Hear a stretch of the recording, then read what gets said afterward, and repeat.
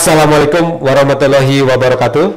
Sahabat Belaje, podcast kali ini kita akan ngobrol santai dengan Abah Dede Burhanuddin atau biasa kita panggil Abah Debur soal tradisi lisan. Kebetulan beliau peneliti bidang lektur dan khazanah keagamaan yang beberapa kali melakukan penelitian tentang tradisi lisan di daerah Jawa dan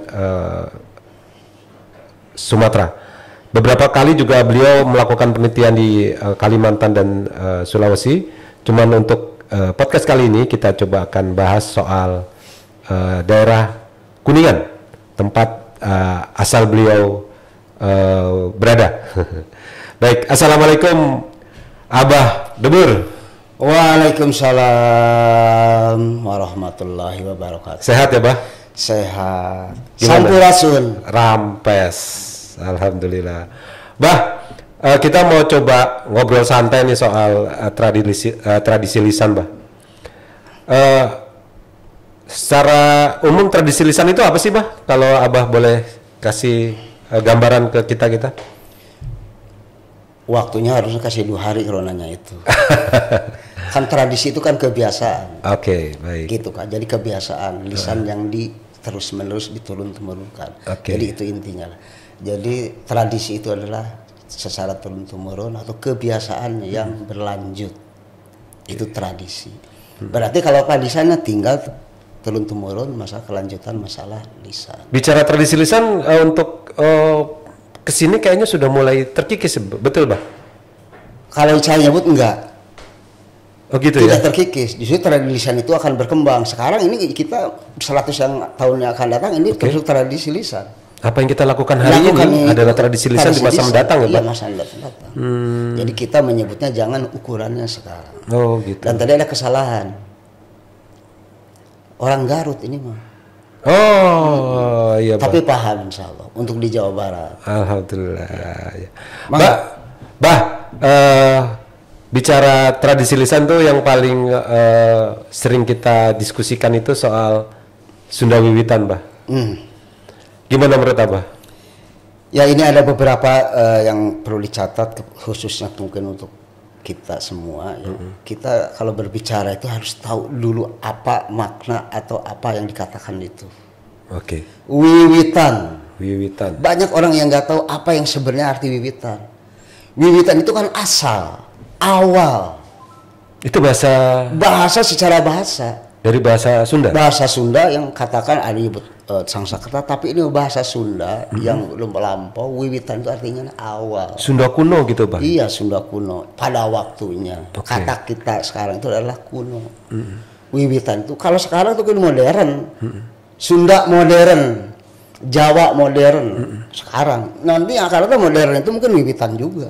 Oke. Apa sih Sunda Wiwitan tuh, Pak? Nah, wiwitan itu awal. Contoh paling sederhana dulu. Kalau di Sunda secara umum, atau di Indonesia secara umum, secara khususnya di Sunda, secara umumnya di Indonesia. Wiwitan itu awal. Kalau ada contoh di Sunda, Sunda Wiwitan, berarti kan awalnya orang Sunda. Maknanya apa tuh, Bah? Makna itu orang yang pertama ada di Sunda. Misalkan contoh, di Banten ada Baduy. Di Banten itu ada Baduy. Di Kuningan ada juga kan? Ya. Di Cigugur, di Garut juga ada juga. Di Tasikmalaya. Jadi semua itu kalau disebut Sunda Wiwitan itu atau Wiwitan itu orang yang paling pertama awal. Nabi Adam disebut Wiwitan. Pertama orang manusia yang paling sempurna. Jadi wiwitan, mohon ini diluruskan. Wiwitan itu kalau berbicara tradisi harus kembali lagi kepada tradisi juga, yaitu bahasa. Wiwitan artinya adalah awal. Kalau upacara Sunda Wiwitan di Cigugur atau di Tasikmalaya, di Kampung Naga itu bedanya apa ya, Pak? Bedanya cuma ada berapa sih upacara adat Sunda Wiwitan tuh di daerah Jawa Barat tuh, Bah? Contoh yang sudah diteliti oleh Balitbang Jakarta. Kemarin ada 11. Ada 11 Sunda. Untuk di Jawa Barat aja. Upacara Sunda Wiwitan. Berbeda cuman pelaksanaannya. Oke. Tata caranya. Jadi tata caranya seperti kita mau makan lah. Sama yang dimakan itu nasi. Tanggalnya sama? Ya, atau? Tanggalnya udah ditentukan. Itu penentuannya dari apa tuh, ya, itu dari bulan. Zaman dulu itu kan ngitungnya itu kan kosmologi awal. Matahari kan kalau untuk Wiwitan itu ngitungnya bukan bulan, tapi matahari. Jadi kalau berbicara masalah ada berapa, mungkin kalau saya bicarakan itu setiap daerah. Kalau di Jawa Barat ada 28 kabupaten, itu ada 28. Maksudnya sama. Inti dari upacara Sunda Wiwitan itu apa sih, Bah? Bagaimana kembali kepada diri awal kita dan nanti akan terakhir kita bagaimana. Itu Wiwitan. Okay. Awal kita harus mengingat awal dan kita harus ingat kepada akhir. Itu Wiwitan. Kalau berbicara, kok katanya ada agama Wiwitan? Iya tuh, Bah, katanya ada agama Wiwitan. Kan tadi sampaikan lagi, agama yang paling awal. Okay. Awal di geografis di tempat itu. Islam belum masuk di Jawa Barat. Di Indonesia berarti ada agama asli di situ. Makanya disebut Wiwitan kalau di Sunda atau di Jawa Barat. Intinya itu. Memang ini perlu panjang. Iya, Bah, nih nanya aja. Apa bedanya Sunda Wiwitan sama Sundawisme? Kalau pakai wisme itu kan larinya ke individu atau nasionalis itu. Oke. Kalau untuk Wiwitan itu nggak nasionalis, nggak Sundais gitu.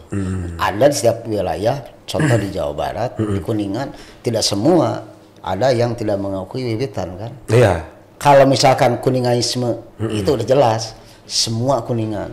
Nasionalisme sama orang Sunda ke orang Papua, Indonesia. NKRI itu juga, itu aja. Dari bahasa, jadi diksi bahasa. Ada tambahan, saya akan meluruskan itu. Kenapa setiap wilayah itu berbeda-beda tata caranya? Iya, gimana tuh, Bah? Kita harus kembali lagi ke awal lagi.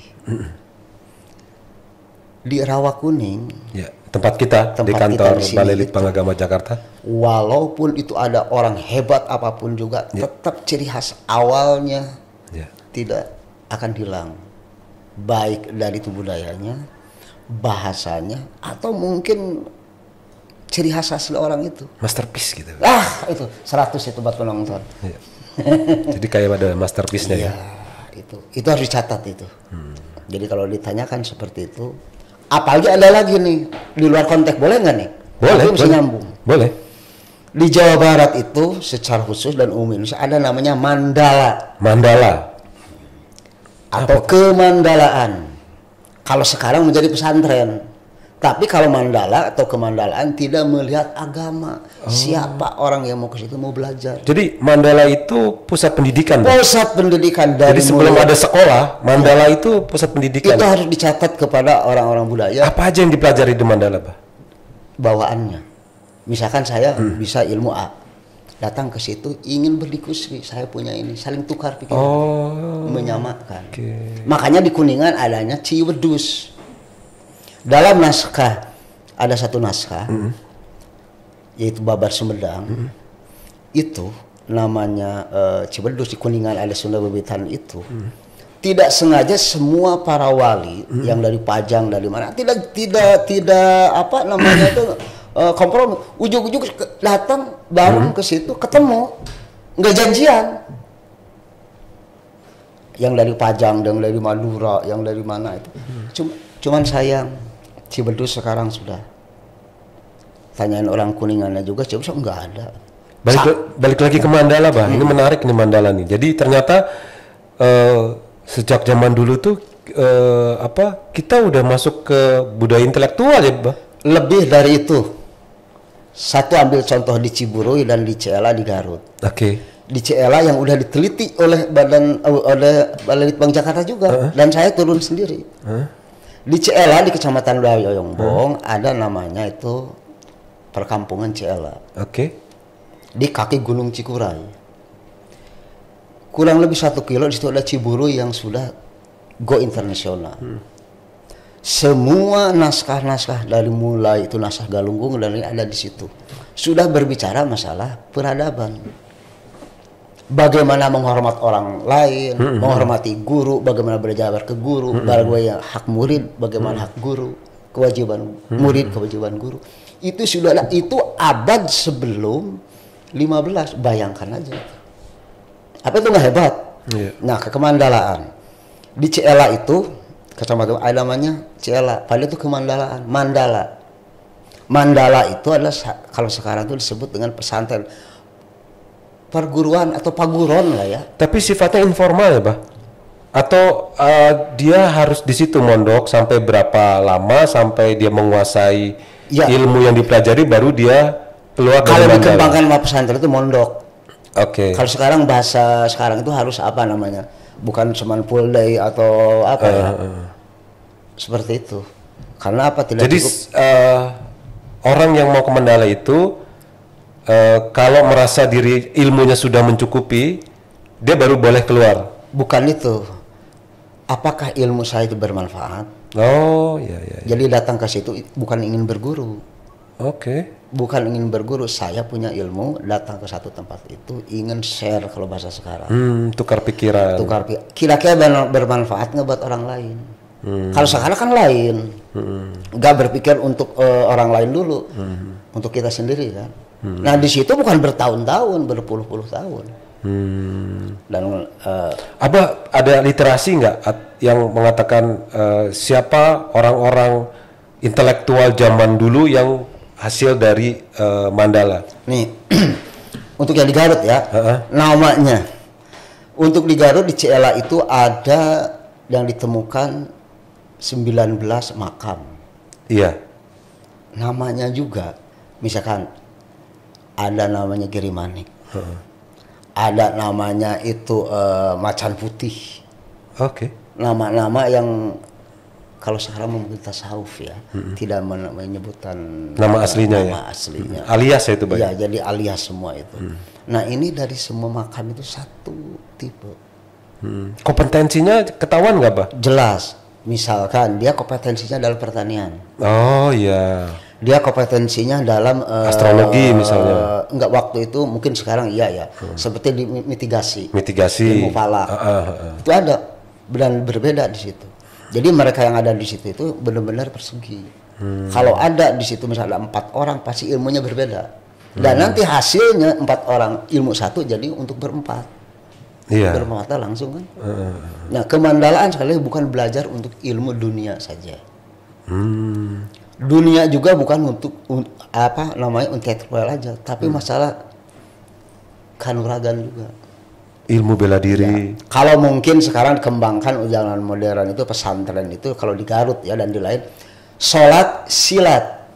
Oh, kombinasinya itu. Kombinasinya itu. Jadi bisa melindungi diri dan juga melindungi batin. Iya, melindungi batin kan sholat dulu. Batinnya kita juga bisa menahan tebalan dari luar. Oke. Dan juga dari dalam. Oke. Nah, jadi kalau ulang lagi, Mandala itu adalah satu tempat pusat penggolongan para ilmuwan, bukan yang nol. Tapi nanti kalau udah keluar dari situ, mereka harus membantu kepada yang tidak bisa atau katakan mungkin yang nol tadi itu. Dan itu boleh dibuktikan kapan-kapan kita datang ke Garut. Oke. Tempat yang lain. Terima kasih Abah. Ya sama-sama. Ya obrolan singkat yang menarik soal Mandala, di mana kita juga baru tahu bahwa ternyata zaman dulu itu ada pusat peradaban, pusat ilmu pengetahuan, pusat pendidikan ya berbentuk diskusi yang biasanya disebut Mandala. Betul. Oke. Sampai di sini obrolan kita, sampai ketemu di podcast berikutnya. Assalamualaikum warahmatullahi wabarakatuh.